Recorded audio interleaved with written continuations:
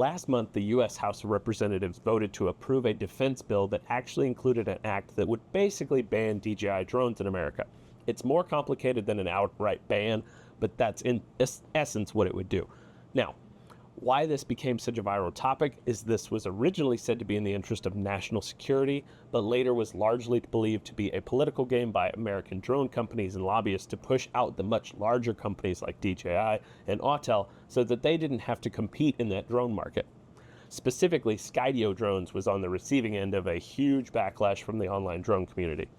Well, shortly after my last video where I agreed with that sentiment, a letter was released that just might change my mind on the issue.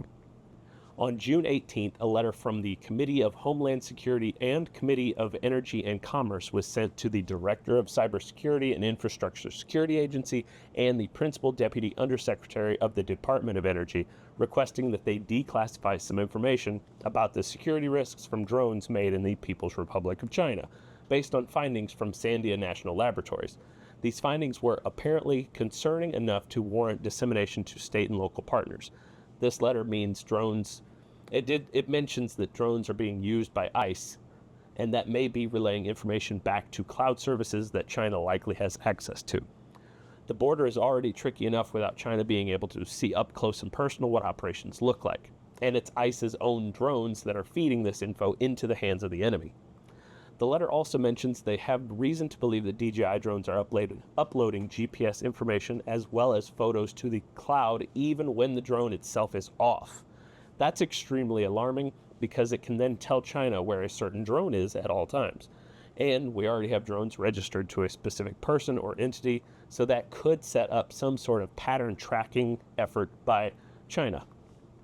So, VIP type people could be tracked by bad people who may wish to do bad things to them. Now, this might be where you're asking me to take off my tinfoil hat, and I'll agree it does sound crazy, but I also worry that we as the public don't know what we don't know. And just because we don't see how our fun drone pics and videos could be used in a malicious way doesn't mean it isn't happening. Look, I'm all about keeping my DJI drones. They're by far the best, and losing them would be a huge damper on the hobby and the profession. But am I willing to forsake our country's security for the ability to fly what I want when I want? I'm starting to not be so sure. Last month, this act seemed to be 10% national security and 90% lobbying and financial interests.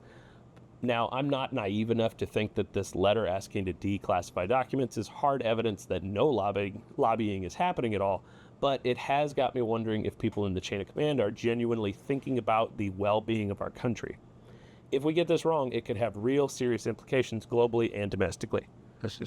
Now, let me say it very clearly because I know this opinion isn't going to be popular in the drone community. I do not want my drones banned. No one wants them banned. Not even Congress. It's bad for everybody to ban these drones. Pilots, manufacturers, Congress, even China, everyone loses. But if there really is information being disseminated without our knowledge and control, everyone else still loses except China. So all I'm saying is before we storm our representatives with torches, let's take a minute, breathe, and see all the information laid out before we make a decision to either ban or not to ban. And as much as it pains me to say it, if the PRC really is gathering data on us in the ways suggested by these committees, then I willingly hand over my drones.